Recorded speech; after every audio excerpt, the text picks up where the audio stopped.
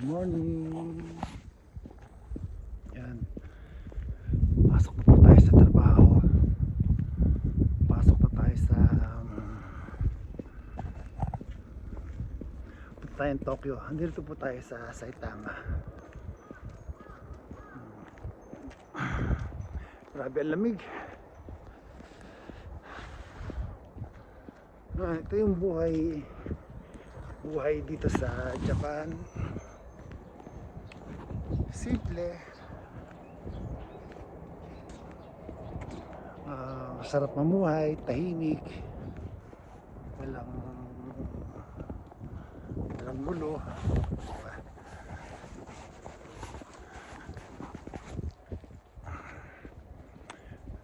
Tagal na ako rito sa Japan, never pa ako naka-encounter ng mga talagang away o gulo o kahit ako. Kaya naman nagustuhan ko rito. Ang problema,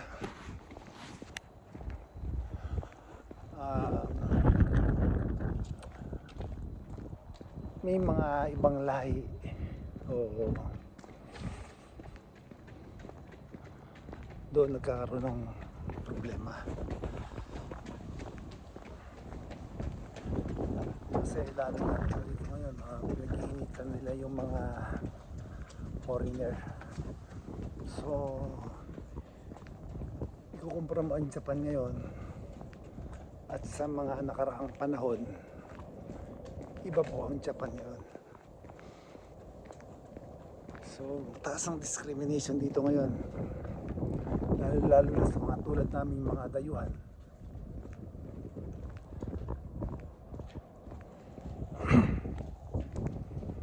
So nadamay na pati na yung mga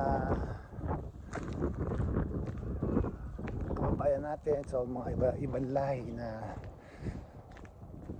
mga hindi pasaway. Siyempre lahat kami foreigner dito, mga dayuhan na may mga hindi babayad ng tax, may mga nakawan, may mga rape, ganyan na. So sa news may nakikita rin tayong mga kababayan natin na na-involve sa mga ganyang krimen. Andiyan may mga matatandang nakawan, pinapasok sa bahay.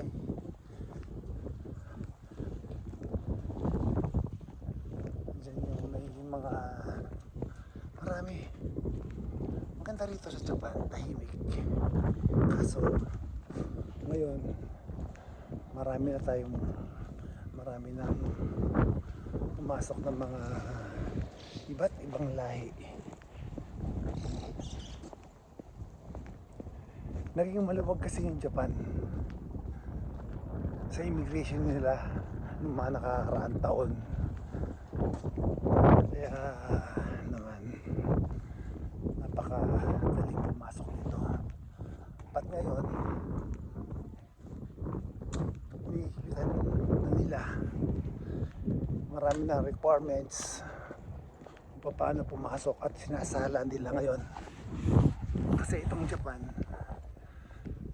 napakatahimik na bansa nito. Meron silang kulturang talagang inaalagaan nila.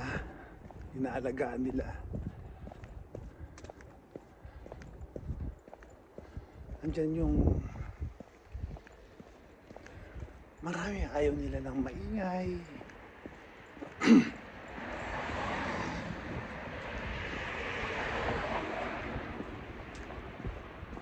Ngayon dito sa Japan, kaya rito dati dito sa maraming maraming bawal.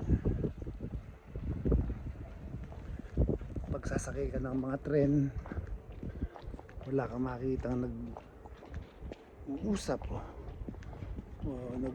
maingay sa loob ng tren. May mga hawak silang cellphone, ganyan lang. Ayan. Pero wala kang makikitang tatawa ng malakas, mag-uusap ng malakas ng boses, then magamit ng cellphone. Meron, makikita mo iba mga gaijin, tapos mga foreigner, tapos malalakas pa yung boses. Ayaw ng mga hapon ng gano'n.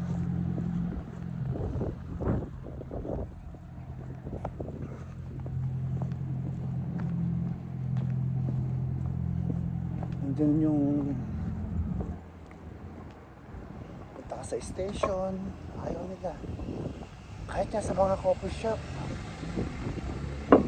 o sa mga kainan, wala kang makikitang maingay. Sa mga except lang sa Isakaya, kasi yun talagang lasingan yun, hindi ka mag-inom. Ay, sa mga bar pwede, pero sabihin mo na like doon sa mga restaurant din, tahimik din doon.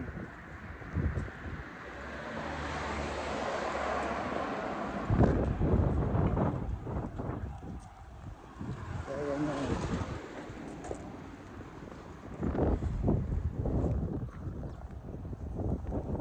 tapos tatawid ka sa kalsada, kailangan susunod ka sa batas.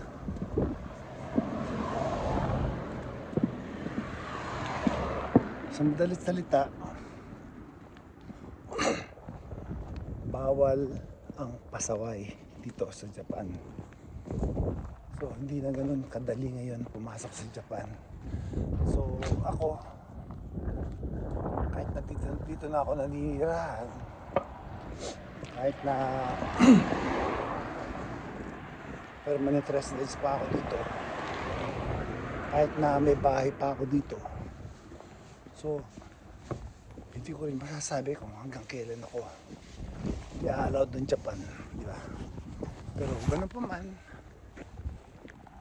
handa ang sarili ko, whatever happen. Hindi naman ako umuwi ng Pilipinas, di ba? Ang importante makapag-ipon ka, importante makapagpundar ka, at ang mahalaga magpasalamat ka dahil binigyan ka ng pagkakataong manirahan sa bansa nila, di ba? Dito na naman, basta sumusunod ka sa batas, bayad ang tax. Ito walang libre, lahat bayad. Paano? Dito na ako sa station at pasok na po ako trabaho. See you again. Yan yung Kuya Nico. Dito na ako sa station. Alam naman ayaw nila ng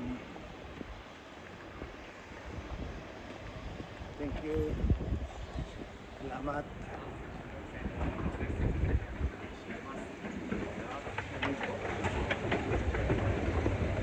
Sa station.